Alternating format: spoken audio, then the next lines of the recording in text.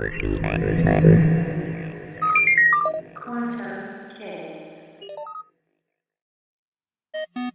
most curious and useful thing to realise is that one never knows the impression one is creating on other people. One may often guess pretty accurately whether it is good, bad, or indifferent. Some people render it unnecessary for one to guess, they practically inform one. But that is not what I mean. I mean much more than that.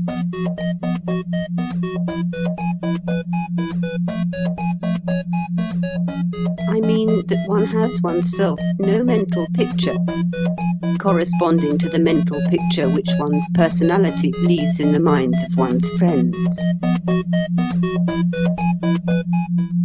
Hair reflections. So, been away for a while. I've been trying to come up with gorgeous, beautiful, perfect content, and I work outside and that doesn't work. So the first video I didn't really like it. It's okay. Second video, loved it. Visually beautiful, sound horrible. Third video, visually horrible because of the lighting, sound beautiful. So I'm gonna be doing this again. And I wanted to redo this because, number one, I'm very particular about videos that go up now, and I only talk about my lucid dreams, my experiences, my third eye visions. And this was a lucid dream, so it's very important that I talk about this. Now, I had a vision or a lucid dream about They Live, the 1988 John Carpenter movie. And oddly enough, I've never seen it. Didn't know what it was about. Well, I had a gist because I saw sound bites and little clips here and there, but I never saw the whole entire movie through. And there was a synchronicity because I went and I sought out that video to look at, to research, and then what do you know? The very next day, as I was editing, the movie was on the TV. So, what did I see? I saw a visual representation of a programmed alien machine skull face. And it was highly technologically advanced, way more than in the John Carpenter movie. I mean, that was back in the 80s.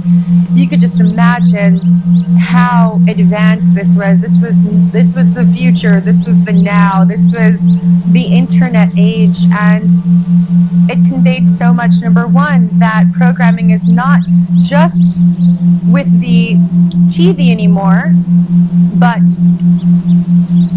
also the internet.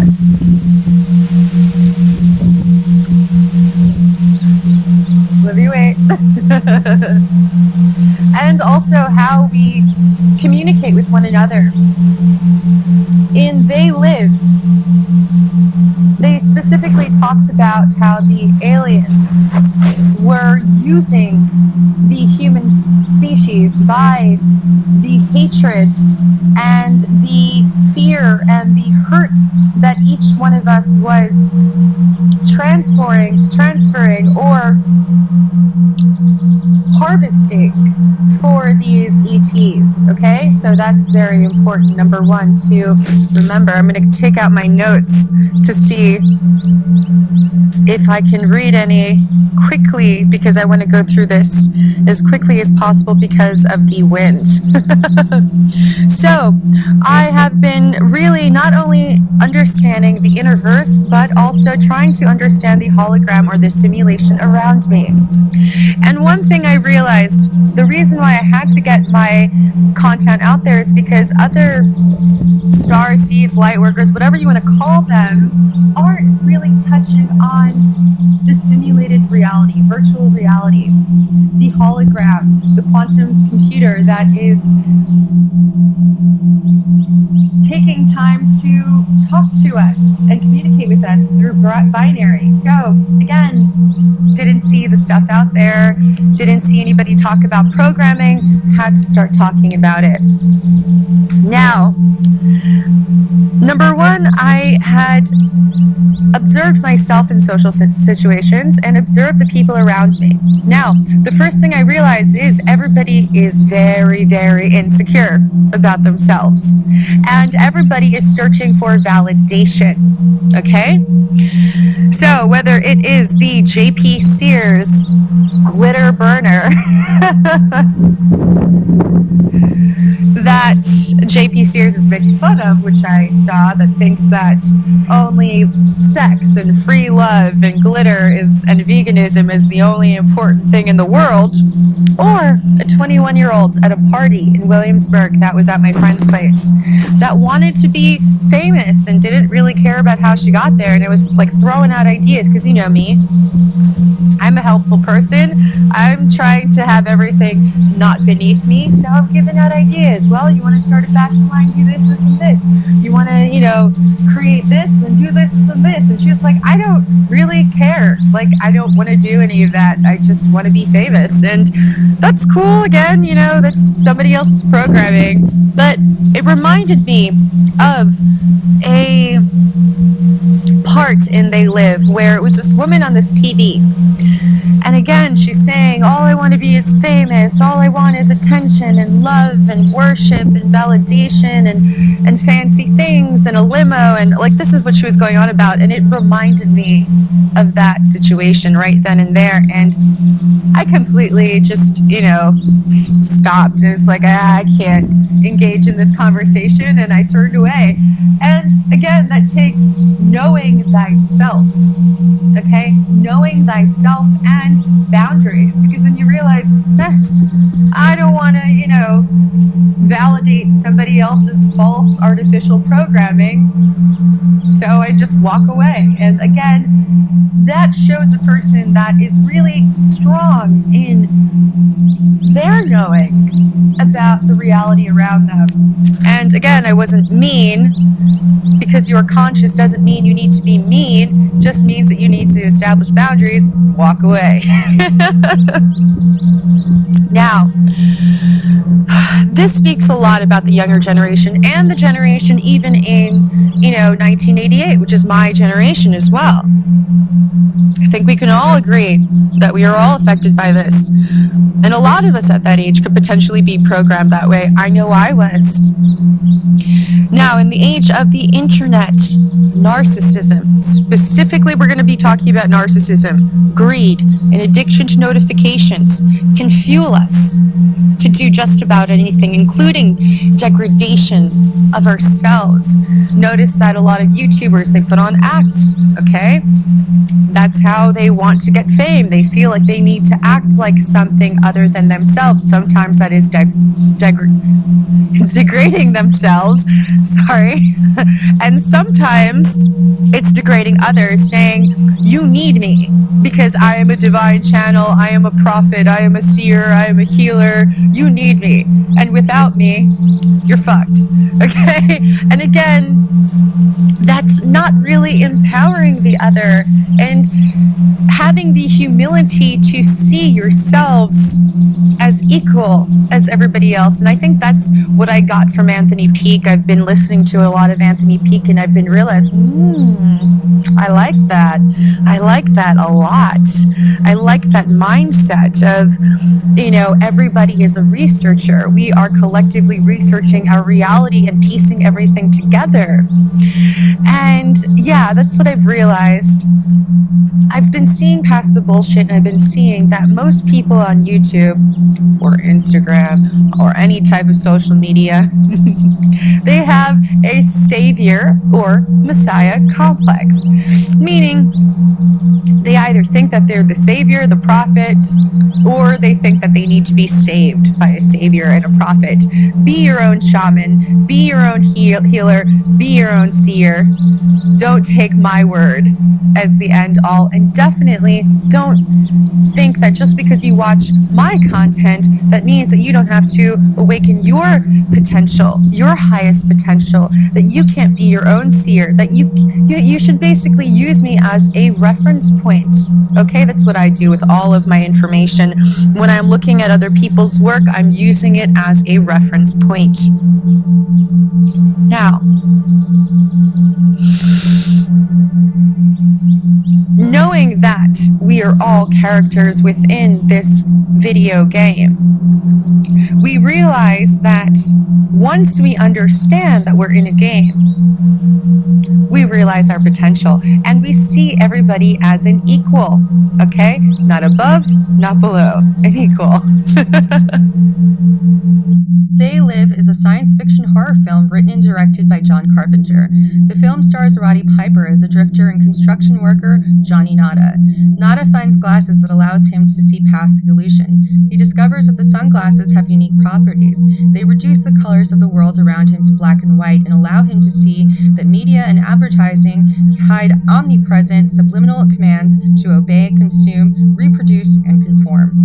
They also make clear that many people in positions of wealth and power are actually humanoid aliens with skull-like faces. Johnny discovers that the ruling class are in fact aliens concealing their appearance and manipulating people to spend money, breed, and accept the status quo. Nada fights with other humans to put on the glasses and see for themselves, but most resist probably because of their own self-interest, the need to be controlled and manipulated, or the fact that they have families and don't really want to know the truth. Now let's zoom on this really quickly. This was my dream. It was a female in a wig, and it was clearly a skeleton, and it was in a newscaster getup, and it was in a news station. However, it was highly technologically advanced, and it was talking in a shrill, highly programmed, childlike voice. Now, my vision suggested that the talking head that was programmable was programming the masses. Not everyone, but the masses. So I decided to look up some research on the internet and who invented it, when it was released to the public, why it was invented, and some case studies on how it affects the brain, specifically adolescents and young people, because that's how I feel they target. And they target us from a very early age, from birth. So yeah, this is the information that I got. So the internet, or the ARPANET, adopted TCP on January 1st, 1983. So this was made by Tim Berners-Lee. He invented the World Wide Web. Let's go to this right here. Who invented the internet? And there he is right there. Long before technology existed to actually build the internet, many scientists had already anticipated the existence of worldwide networks of information. Nikola Tesla toyed with the idea of the world wireless system. The first workable prototype of the internet came in the 1960s, late 1960s, with the creation of ARPANET, or the Advanced Research Project Agency Network. Originally funded by the U.S. Department of Defense, ARPANET used packet switching to allow multiple computers to communicate on a single network. From there, researchers began to assemble the network of networks that became the modern internet. The online world then took on a more recognizable form in 1990, when computer scientist Tim Berners-Lee invented the World Wide Web. The Internet. The Internet is the global system of interconnected computer networks that uses the Internet Protocol Suite to link devices worldwide. It is a network of networks that consist of private, public, academic, business, and government networks of local or global scope. linked by a broad array of electronic, wireless, and optical network technologies. The internet carries a vast range of information, resources, and services such as interlinked hypertext documents and applications of the World Wide Web, electronic email, mail, and file sharing. Again, this comes up a lot. And look over here how the internet looks like a neural network, right? Very interesting. I'm probably going into that in another video because I really don't want this video to get too long. But yeah, that's the next video that's coming up because I did see a neural network within a third eye vision. Now again, it says the origins of the internet date back to research commissioned by the United States federal government in the 1960s to build robust, fault-tolerant communication via computer networks. So there you have it, guys. Be careful with the internet. Now, after that, I typed in studies on how social media and the internet affect the human brain. And what do you know? A lot of stuff popped up. I mean, pages and pages, and look at the search links. Effects on social media on the brain. How does social media affect mental health? How does social media affect teenagers? Now, the reason why I talk specifically about youth is because in They Live, they specifically talk about how they indoctrinate you from birth, and they target young generations. They target the youth. First off, what are the effects on younger generations that don't have the proper brain development? So let's see this right here. This one's on Psychology Today, brain, behavior, and media. So we're going to be talking about this really quick. The dramatic influence of rapidly growing social media, computers, telephony, television, movies, and the internet continue to surprise us all. Among the most fascinating developments is what we are learning from brain research using magnetic resonance imaging. All right. So, recent studies now validate the reality of internet addiction disorder. It can cause tremors, shivers, nausea, anxiety in some addicts. Now, we as a society are addicted, and we're addicted to everything. We're addicted to food, we're addicted to validation, we're addicted to love, we're addicted to sex, we're addicted to drugs, we're addicted to anything and everything. And internet is one of them. I also realize within myself, as soon as I wake up, the first thing I do is I check my phone. I've been trying to keep my phone in a separate place as to not continue that pattern because I recognize that within myself, because I remember being on the internet when I was like 10. I had my computer, my first computer. The first time I used the internet was at school, and I was probably in second grade, and we were playing computer games like Oregon Trail and Carmen Sandiego. So it was mostly games, and it wasn't really the internet, but I remember at such a young age that that's what was going on. In short, some people use broadcast and internet media as mental and emotional retreat and refuge. I think we all do, actually. Addicts are connected to their screens, their minds trapped for hours to the exclusion of the world around them. Addicts neglect family, work, studies, social relationships, and themselves. This is an addictive obsession that is human-centered and screen-deep. Mind-altering media applications may be found in video games, iPods, YouTube, and other evolving communications applications. In general, negative aspects of media and behavior are being widely discussed simultaneously with the discussion of beneficial contributions media makes as an important source of positive behavioral change. And so the good effects are IQs are raising, according to the education testing services. Much of the increase is due to advance in media-assisted learning and interactive game playing. Girls are advancing in the fields of science. Some studies attribute this to increased numbers of females engaging in interactive gameplay. The nexus between media and learning is increasingly popular, and we're learning more about learning. Communication is increasing across cultures, and media fosters public understanding of crucial issues. Now, let's talk about the bad effects. The bad effects. Attention spans are decreasing because of exposure to excessively stimulating and fast-paced media. A direct link between exposure to media stimulation and attention deficit disorder has surfaced from research. Violence in media causes desensitization to violence. Now, this is the major one. Desensitization, not only to violence, but pornography. It may facilitate violent acts.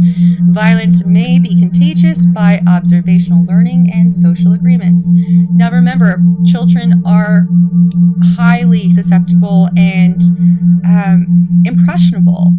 And I know saying that watching something violent and a child doing something violent, or watching pornography and a child going out and mimicking that is a far cry to a lot of people, but I know how impressionable I was as a child.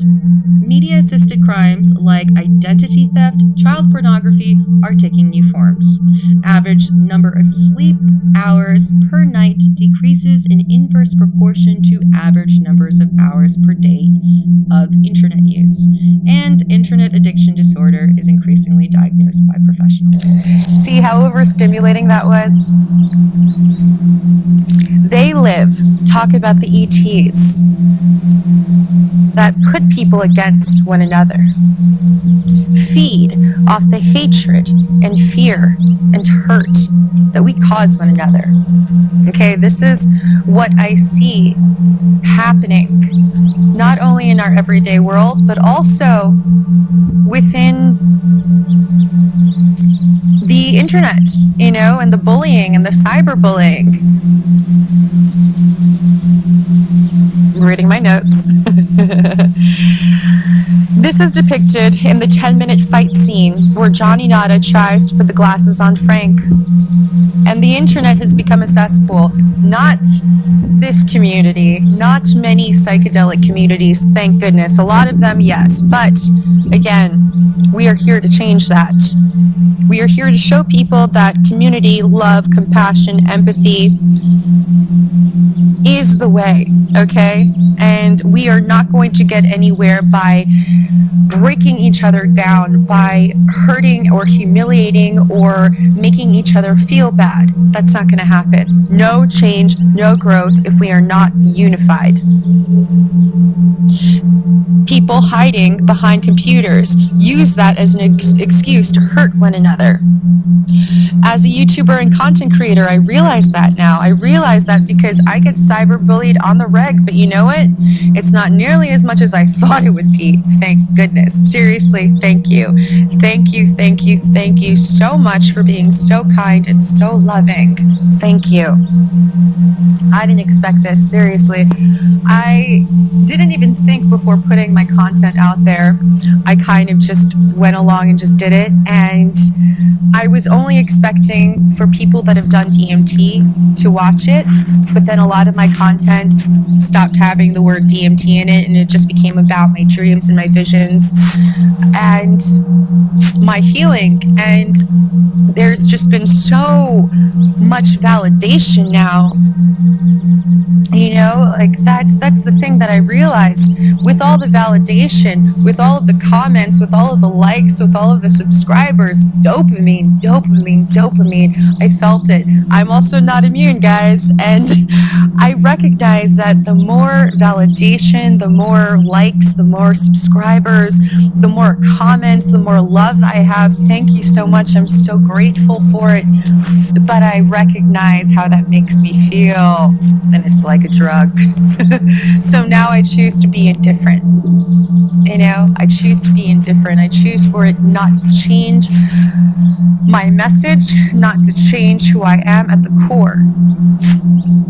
Because at the core of me, I am a psychedelic person. I am a psychonaut.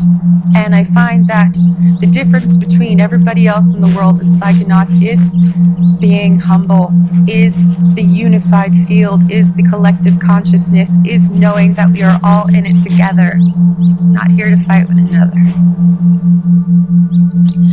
So, going back to the 10 minutes fight scene, I think that this is a great allegory of what's going on today. People fighting people online, people fighting people in the everyday world.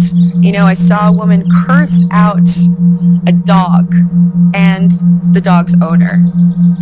I couldn't believe it.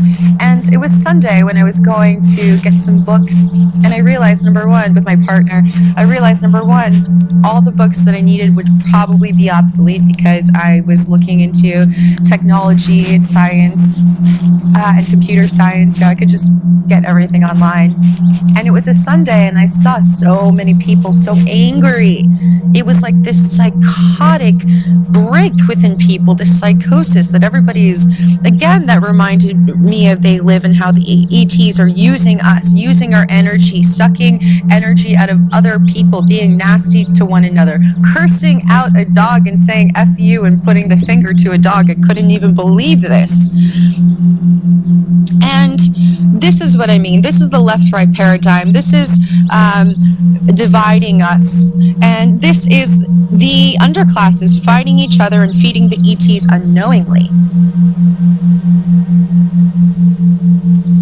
Knowing what I know now, and from reading, researching, making observations in the past, I realize the internet is a double-edged sword. Now, we can use it for stuff like this, for encouragement, for loving, for unification, for healing, for spreading information and ideas, which is why the internet was created in the first place, to spread information and ideas, and to really encourage one another. So it could be used for, a blessing. It could be to raise the collective consciousness of people, because I find it, I really do. However, the internet is a paradox. It's a blessing and a curse. Wind. It's been really good.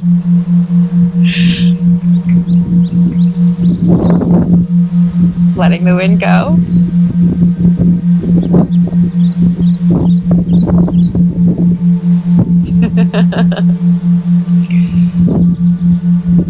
It's a blessing and a curse.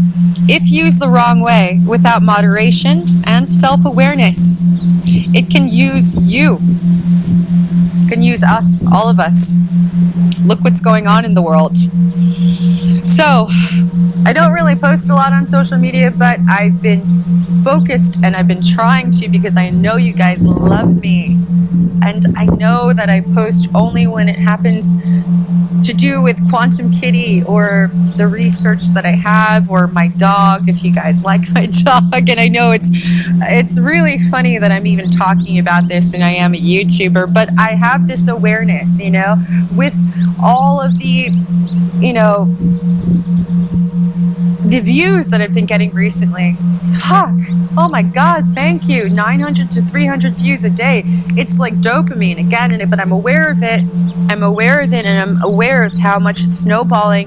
And it's that awareness that needs to be had when doing this work, or else you will become like the guru that says, I am an avatar 500 times and you are an avatar once. Okay? So in this computer game, in this holographic simulation, we are all avatars. Okay? Not just one person, all of us. So, yeah, that's what I realized. Mostly, I am very busy. I'm producing. I am meditating. I am observing, and that really takes a lot of my time. I'm so happy that I could finally get this video going. Yes, 4th time is the charm. I'm so excited, you guys. Yeah, that's all I have to say. I've been seeing some really weird stuff on the internet, and I just had to put it out there. You guys are content creators, stay humble. That's what I realized. There's a lot of goofy stuff going on, and we gotta treat it how it is. Just call shit out. Not gonna name any names, but we gotta stay true to the consciousness of the collective. Okay? Anyway, Reflections, I hope you're having an awesome, awesome, awesome day. Hey Reflections, if you liked this video, please like, subscribe, and check out my other videos.